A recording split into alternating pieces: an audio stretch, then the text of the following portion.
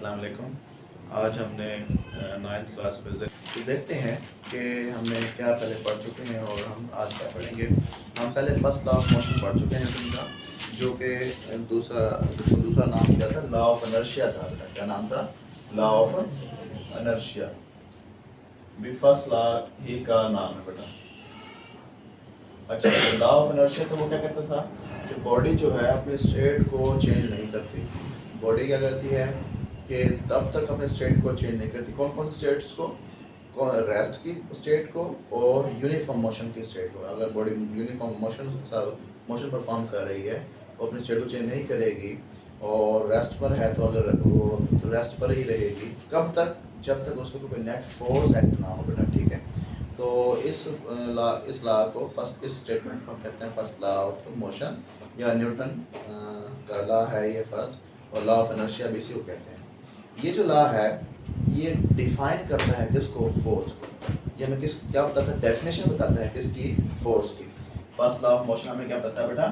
Definition of force. Force की definition बताता है। समझ आ गई कि फोर्स बॉडी की स्टेट को चेंज कर देती है। जो रेस्ट में है तो उसको मोशन में लेके जा सकती है, मोशन में है तो रेस्ट में लेके आ सकती है बेटा। ठीक है, यानी कि डेफिनेशन ऑफ फोर्स का तो ये एमसीक्यू आता है कि which Newton's law defines the force. पहला कौन सा लॉ न्यूटन का है ऐसा जो कि फोर्स को क्या करता है? डिफाइन करता है। ये आप अपनी बुक में लिख लेंगे कि आपको फर्स्ट लॉ ऑफ मोशन क्या बताता है? डेफिनेशन ऑफ फोर्स बताता है। क्या बताता है बेटा? लिखो ना बेटा, फिर लिखो बैठो वैसे। अच्छा, सेकंड लॉ ऑफ मोशन हमें क्या बताता है बेटा? ये हमें मेजरमेंट का तरीका बताता है कि कैसे हमें फोर्स को मेजर करना है।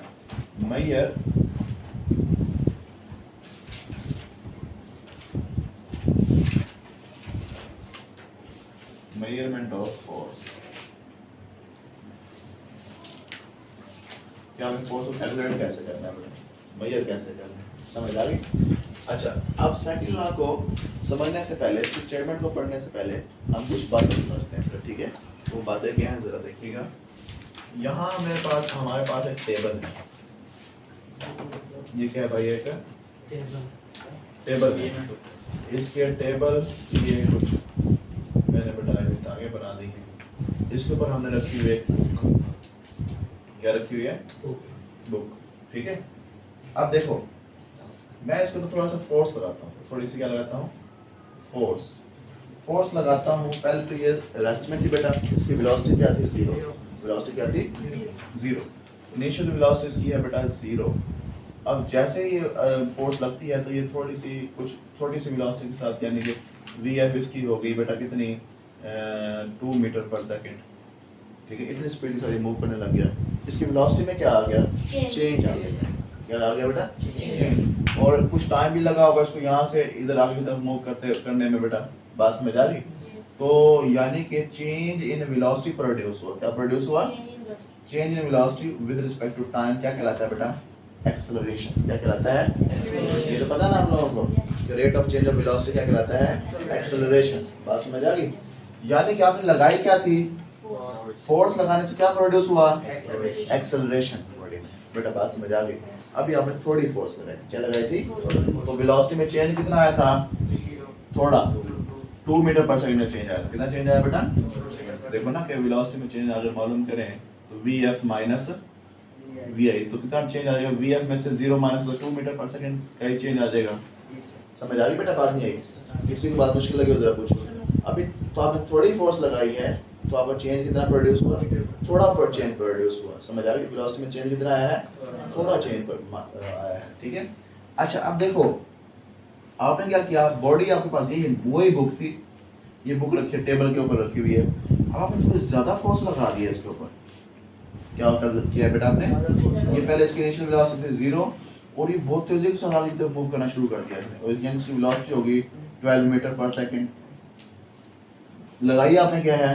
और वेलोसिटी में चेंज कितना आ गया? पहले से ज्यादा आ गया बेटा, यानी चेंज आ गया। Change in velocity 12 metre per second बेटा। समझ आ गई? तो इसमें बताओ जरा, चेंज इस केस में ज्यादा आया या इस केस में जिसमें फोर्स ज्यादा लगी है? फोर्स का वेक्टर मैंने थोड़ा बड़ा बनाया ना, इसका मतलब फोर्स ज्यादा लगाई है आपने। समझ आ गई? तो फोर्स ज्यादा लगाई तो चेंज ज्यादा, तो चेंज ज्यादा प्रोड्यूस हुआ तो एक्सेलरेशन ज्यादा प्रोड्यूस होगा बेटा। बात समझ आ गई? जब आपने फोर्स कम लगाई तो एक्सेलरेशन भी कम प्रोड्यूस होगा, फोर्स कम तो एक्सेलरेशन भी, फोर्स ज्यादा तो एक्सेलरेशन भी। बात समझ आ गई? किसी को ये बात समझना है जरा पूछ लो। बात मुश्किल लगी आसान? आसान लगी। अब गौर से समझना, यहाँ पे हम एक और चीज ले लेते हैं। हम यहाँ पे बुक की बजाय इसके ऊपर एक और बुक रख देते हैं, 2 बुक ले लेते हैं। क्या कर लेते हैं बेटा? 2 बुक ले लेते हैं। यानी एक बुक ये है और एक बुक इसी के ऊपर रख दिया हमने, ये 2 बुक ले ली। अब पहले से मैथ इसका बढ़ गया या कम हो गया है? मैथ बढ़ गया बेटा। अब वही फोर्स लगाते हैं, ये वाली जो फोर्स लगाई है, फोर्स लगाई पहले इनिशियल वेलोसिटी कितनी थी? 0। कितनी थी बेटा? 0। जब आपने उतनी ही फोर्स लगाई जितनी पहले लगाई थी, तो इसमें वेलोसिटी जो फाइनल वेलोसिटी है वो इसकी पहले जो चेंज इन वेलोसिटी आएगा वो कम आएगा। वो क्या आएगा बेटा? यानी कि वो वेलोसिटी में चेंज आ जाएगा 0.2 मीटर पर सेकंड का। बात समझ आ गई? देखो बेटा कि हमने पहले फोर्स लगाई थी तो वेलोसिटी में चेंज कितना आया था? 2 मीटर पर सेकंड। कितना चेंज आया था? अब वही फोर्स लगाई है लेकिन उस बॉडी का हमने क्या कर दिया? मैस को बढ़ा दिया। क्या बढ़ा दिया है? मैस बढ़ा दिया है। तो फिर पता क्या चला? फोर्स वही है, तो इसमें जो चेंज आएगा वो कितना है बेटा? Change in velocity 0.2 metre per second. तो इसमें एक्सेलरेशन भी कम प्रोड्यूस होगा क्योंकि चेंज इन वेलोसिटी क्या है बेटा? कम है। अब इसका मैस पहले से क्या हो गया है? बढ़ गया है। पहले मैस m1 था, लेट्स सपोज, अब मैस क्या हो गया बेटा? m2। तो जो m2 मैस है वो ग्रेटर है किससे? m1 मैस से।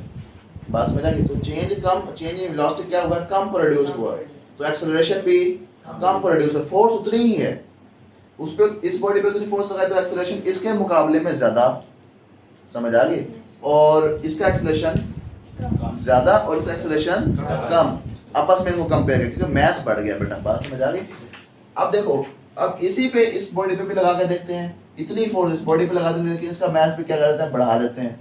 तो इसमें भी चेंज इन वेलोसिटी क्या होगा? पहले से कम प्रोड्यूस होगा, तो एक्सेलरेशन भी कम प्रोड्यूस होगा बेटा। बात समझ आ गई? अब यहाँ से पता क्या चला कि आपका जो एक्सेलरेशन प्रोड्यूस हो रहा है वो फोर्स के तो डायरेक्टली प्रोपोर्शनल है, यानी फोर्स ज्यादा तो एक्सेलरेशन भी, फोर्स कम तो एक्सेलरेशन भी, फोर्स ज्यादा तो एक्सेलरेशन भी। तो यहाँ से पता चल गया फोर्स और एक्सेलरेशन तो एक दूसरे के डायरेक्टली प्रोपोर्शनल हैं। ये रिलेशन क्या कहलाता है? डायरेक्टली प्रोपोर्शनल कहलाता है। जब एक चीज बढ़ जाए और दूसरी चीज भी बढ़ जाए, एक चीज कम हो तो दूसरी चीज भी कम हो जाए, तो ये रिलेशन क्या कहलाता है? Directly proportional. अब देखो गौर से, आपका मैस पहले से क्या हो गया है? इंक्रीज हो गया, बढ़ गया है, लेकिन चेंज इन वेलोसिटी कितना हो गया बेटा? पहले 2 मीटर पर सेकंड, अब कितनी हो गई है? तो एक्सेलरेशन भी क्या हो जाएगा? आपका कम हो जाएगा। तो आपका मैस बढ़ गया है तो एक्सेलरेशन क्या हो गया बेटा? कम हो गया। एक्सेलरेशन क्या हो गया बेटा? अब आपका मैस यहाँ कम था लेकिन एक्सेलरेशन है ज्यादा प्रोड्यूस हुआ था, और इधर मैस ज्यादा है और एक्सेलरेशन है कम है बेटा। बात समझ आ गई? ये रिलेशन कौन सा रिलेशन होता है? Inverse relation. कौन सा रिलेशन होता है? इनडायरेक्ट रिलेशन भी इसको कहते हैं, और दूसरा नाम क्या है इसका? और ये कौन सा रिलेशन था? डायरेक्ट। एक चीज के बढ़ने से अगर दूसरी चीज कम हो जाए तो इसको कहते हैं इनवर्स रिलेशन। कौन सा रिलेशन कहते हैं? पता चला एक्सेलरेशन जो है वो इनवर्सली प्रोपोर्शनल है किसके? मैस के। यानी मैस बढ़ा देंगे तो एक्सेलरेशन कम हो जाएगा, अगर मैस कम कर देंगे तो एक्सेलरेशन ज्यादा हो जाएगा बेटा। बात समझ आ गई? ये इनवर्स रिलेशन को इस तरह से रिप्रेजेंट करते हैं, डायरेक्ट रिलेशन को इस तरह से लिखते होते हैं और इनवर्स रिलेशन को इस तरह से लिखते होते हैं 1/, की फॉर्म में। बात समझ आ गई? अब यहाँ से हमें डेफिनेशन समझ आ गई। अब पहले तो हमें ये बात पता चली कि जब किसी बॉडी पे फोर्स लगती है तो उस बॉडी में क्या प्रोड्यूस होता है? एक्सेलरेशन। और एक्सेलरेशन कितना प्रोड्यूस होता है कि वो एक्सेलरेशन फोर्स के क्या होता है? Directly proportional. और मैस से क्या होता है बेटा? Inversely proportional. बेटा बात समझ आ गई? किसी कोई बात समझना है उधर पूछो। ये है सेकंड लॉ ऑफ मोशन। ये कौन सा लॉ है बेटा? हम यहाँ स्टेटमेंट लिखते हैं when a net force acts on a body, it produces the acceleration in it, in the direction in direction of applied force in net force in the body in that direction. ठीक है. It produces acceleration. ये acceleration produce करता है. Body पे force कर रहे हैं तो बॉडी में acceleration produce होगा बेटा. ठीक है. In the direction of net force, जिस डायरेक्शन में आप क्या लगा रहे हैं बेटा, नेट फोर्स लगा रहे हैं. ठीक है. अच्छा अब वो बातें करता है. अब ये वाली बातें करेगा. यहाँ पे जो acceleration produce हुआ है वो कितना produce होगा. अब जो acceleration जो produce हुआ है वो कितना produce होगा. And acceleration is directly proportional To its mass. To the net force acting on the body. to the net force. जो net force है ये force के directly proportional है बेटा. ठीक है. Net force acting on the body and inversely proportional. क्या बेटा? Inversely proportional. Proportional. Inversely proportional भी होता है ये बेटा. किसके?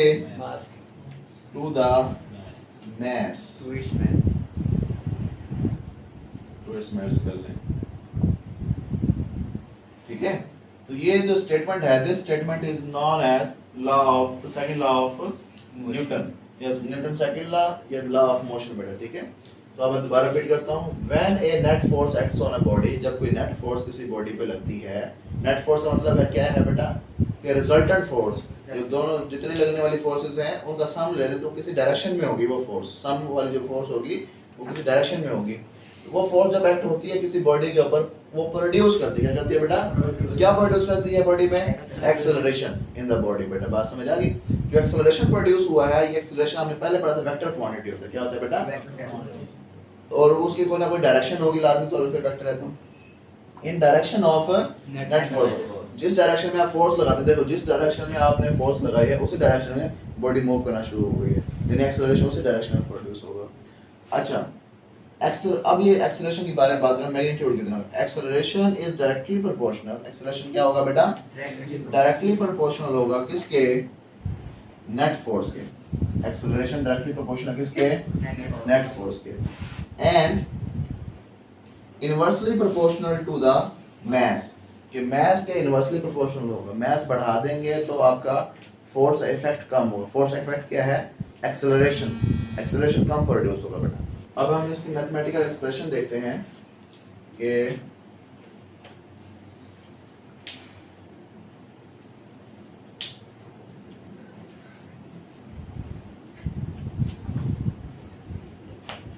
Mathematical expression. अब यहीं से हमें बातें पता चली है. क्या बात पता चली है बेटा? कि एक्सेलरेशन जो है वो डायरेक्टली प्रोपोर्शनल किसके? हम लिख सकते हैं कि A डायरेक्टली प्रोपोर्शनल है F के. F क्या बेटा यहाँ पे? Net force. और यहाँ से दूसरी बात पता चल गई एक्सेलरेशन ही किसके इनवर्सली प्रोपोर्शनल है? तो यहाँ से हम ये भी कर सकते हैं A इनवर्सली प्रोपोर्शनल है किसके? अब 1/m कर दे तो इसका मतलब इनवर्स प्रोपोर्शनल है. अगर ये m ऊपर होता तो फिर डायरेक्ट प्रोपोर्शनल होता बेटा. बात समझ आ गई? तो अब इन दोनों को हम कर लेंगे इकट्ठा. लेफ्ट हैंड साइड दोनों क्या है? तो इनको हम आपस में मल्टीप्लाई कर लेंगे बेटा. ये बन जाएगा A is equal A inverse directly proportional है F और इनवर्सली प्रोपोर्शनल है M के बेटा. बात समझ आ गई? जब इस प्रोपोर्शनैलिटी को इक्वालिटी में कन्वर्ट करते हैं तो हम यहाँ पे क्या लेके आते हैं? एक कांस्टेंट लेके आते हैं. क्या लेके आते हैं बेटा? कांस्टेंट लेके आते हैं. बात समझ आ गई? ये प्रोपोर्शनैलिटी का साइन है. किसका साइन है बेटा? प्रोपोर्शनैलिटी का साइन है. किसका साइन है? जब ये प्रोपोर्शनैलिटी इस इक्वालिटी में कन्वर्ट होगी किस चीज का साइन है? इक्वालिटी का, इक्वल का साइन है. जब इस प्रोपोर्शनैलिटी को इक्वालिटी में कन्वर्ट करेंगे तो ये इनके दरमियान में कांस्टेंट लेके आएंगे. क्या लेके आएंगे? ये कानून है या असूल है बेटा. ठीक है, ऐसे करते होते हैं. तो अब जरा देखो क्या करेंगे. A is equal to F over M. ये तो वैसे का वैसा आ गया लेकिन यहाँ पे हमें इक्वल लेके आए तो यहाँ पे कोई कांस्टेंट भी लिखना पड़ेगा. वो क्या है बेटा? K. K क्या है यहाँ पे? Proportionality constant. क्या है बेटा? Proportionality constant. हम यहाँ लिख देंगे where K is proportionality constant. K क्या है बेटा? Proportionality constant. In SI unit इस कांस्टेंट की कोई ना कोई वैल्यू होगी. कांस्टेंट है ना, तो इसकी कोई ना कोई वैल्यू होगी इन एसआई यूनिट। के की जो वैल्यू होती है वो 1 होती है बेटा, क्या होती है 1। के की वैल्यू क्या हो जाएगी 1। तो इस के की जगह अगर हम 1 पुट कर दें तो क्या बन जाएगा ये a is equal to f over m, f over k की जगह तो 1 पुट कर दे, 1 लिखो या ना लिखो हमारी मर्जी है। अब इसको कर दो मल्टीप्लाई इधर से, ठीक है बेटा, इस m को जाके इधर क्या कर दोगे मल्टीप्लाई, तो ये क्या बन जाएगा f is equal to ma। बेटा बात समझ आ गई, ये हमें फोर्स का फार्मूला पता चला। किसका फार्मूला पता चल गया, फोर्स का फार्मूला पता चल गया बेटा। यहाँ से कोई बात मुश्किल लगी जरा पूछ लो। अब इस फार्मूले के जरिए हम किसको क्या कर सकते हैं, फोर्स को मेजर कर सकते हैं। क्या कर सकते हैं बेटा, हमें मास पता चल जाए और उस बॉडी में प्रोड्यूस एक्सेलरेशन पता चल जाए तो हम क्या मालूम कर लेंगे फोर्स। तो इस सेकंड लॉ के जरिए हम क्या कर सकते हैं बेटा, फोर्स को मेजर कर सकते हैं बेटा, मालूम कर सकते हैं। बात समझ आ गई, कोई बात ज्यादा मुश्किल लगी हो जरा पूछो। अब हम बात करते हैं इसका एसआई यूनिट क्या होता है और डिफरेंट सिस्टम। अब हम देखते हैं कि फोर्स जो हमने मालूम की है इसका एसआई यूनिट क्या होता है। SI unit of force is Newton. क्या यूनिट है बेटा इसका, न्यूटन। न्यूटन का जो सिंबल है वो कैपिटल एन होगा। क्या होगा बेटा, कैपिटल एन। बेटा बात समझ आ गई। तो फोर्स का जो यूनिट होगा उसका नाम क्या है, न्यूटन। क्या नाम है, न्यूटन। उसका सिंबल क्या है, कैपिटल एन। नाम क्या है, न्यूटन। बात समझ आ गई, अपने नाम पे बेटा, ठीक है। अब देखो गौर से कि अब इसका यूनिट कैसे बनेगा जरा देखो। फोर्स की जगह पे फोर्स का यूनिट क्या है, न्यूटन। फोर्स की जगह हम फार्मूला पहले लिखते हैं, F is equal to ma। Force का यूनिट क्या है, न्यूटन। हमने देखिए न्यूटन, समझ आ गई। अब ये फोर्स किसके बराबर है, मास और एक्सेलरेशन का प्रोडक्ट है, मल्टीप्लाई हो रहे हैं, तो इनके यूनिट्स भी क्या हो जाएंगे आपस में, मल्टीप्लाई। मास का यूनिट क्या होगा, किलोग्राम, और एक्सेलरेशन का यूनिट क्या होगा, स्क्वायर। पता क्या चल गया कि यहाँ से पता ये चला कि आपका जो न्यूटन है वो kilogram metre per second square के बराबर है। कितना है बेटा, kilogram metre per second square के बराबर है। कौन बोला, न्यूटन। न्यूटन बेटा, न्यूटन यूनिट है ना, ये भी यूनिट्स है, किलोग्राम भी यूनिट है, एक्सेलरेशन ये एक्सेलरेशन का यूनिट है, ये फोर्स का यूनिट है। अगर हम कह दें कि हमारे पास 1 न्यूटन फोर्स है अगर, तो वो किसके बराबर होगी, वो बराबर होगी बेटा 1 kilogram multiply 1 metre per second square. अब इसका मतलब क्या हुआ, अगर हमारे पास अगर हम चेक करना चाहें फोर्स हमारे पास 1 न्यूटन कब होगी, 1 न्यूटन फोर्स तब होगी, कब भला, जब हमारे पास बॉडी कितने मास की हो बेटा, और उस बॉडी में फोर्स लगने के बाद एक्सेलरेशन कितना प्रोड्यूस हो, तो वो फोर्स जो हमने लगाई थी वो कितनी होगी, 1 न्यूटन की फोर्स होगी। बात समझ आ गई, किसी कोई बात समझ ना आई जरा पूछो। अब यहाँ से हम 1 न्यूटन की डेफिनेशन करेंगे। 1 Newton is a force. Newton, Newton जो यूनिट है ना उसका उसका क्या है, फोर्स का यूनिट है। अब हम इसकी डेफिनेशन करेंगे। Force will be 1 Newton. Sir, 1 Newton is a force. हाँ वो भी लिखो जरा। 1 Newton is a force. 1 newton is a force, ये वो फोर्स है which produces, Acceleration. सर ये इसका नाम है 1 यूनिट। मैं बताता हूँ बेटा, produces Acceleration the acceleration of 1 meter second. acceleration of 1 meter per second square, 1 meter per second square And mass in a mass, in a body of mass 1 K. 1 kilogram. बात समझ आ गई। तो बेटा अगर हमारे पास 1 किलोग्राम की बॉडी का मास हो और उस बॉडी में जो फोर्स लगने के बाद एक्सेलरेशन कितना प्रोड्यूस हो 1 मीटर पर सेकंड का, तो फोर्स कितनी होगी बेटा, 1 न्यूटन होगी। क्या होगी बेटा, न्यूटन एक आदमी का नाम था। किसका नाम था, उसने फोर्स को दरियाफ्त किया, ग्रेविटी की फोर्स को, ठीक है। फिर उसने अपने नाम पे उसका क्या रख दिया, यूनिट रख दिया। क्या रख दिया बेटा, अब देखो न्यूटन का वैसे नाम लिखते हैं तो हम एन क्या लिखते हैं, ये नाम लिखा हमने, ये क्या लिखा बेटा, नाम। तो एन क्या लिखा हमने, अब यहाँ पे भी हमने न्यूटन लिखा है लेकिन यहाँ पे एन कैपिटल नहीं लिखा, स्मॉल लिखा। इसका मतलब है ये जो न्यूटन है ये एज ए यूनिट लिखा हुआ है यहाँ पे। क्या लिखा हुआ है, बात समझ आ गई। और ये जो नाम लिखा है ये एज ए पर्सन लिखा हुआ है, किसी आदमी का नाम लिखा हुआ हमने। ये पास में जा गई, किसी को बात मुश्किल लगी जरा पूछो। मुश्किल बात करें आसान बेटा। सर ये 1 यूनिट 1 न्यूटन 1 न्यूटन क्या है? फोर्स का यूनिट है। फोर्स का यूनिट है। तो फोर्स का यूनिट की डेफिनेशन की है कि फोर्स का यूनिट अगर 1 न्यूटन है तो कितना होगा वो, कैसे डिफाइन करेंगे उसको? पास में ये नहीं पूछ लो यार। अच्छा अब देखो हम इसमें बाद में ये लिख सकते हैं कि 1 newton is equal to 1 kilogram multiply 1 metre per second square. ये फार्मूला बन जाएगा। कोई बात अगर मुश्किल लगी हो जरा पूछो।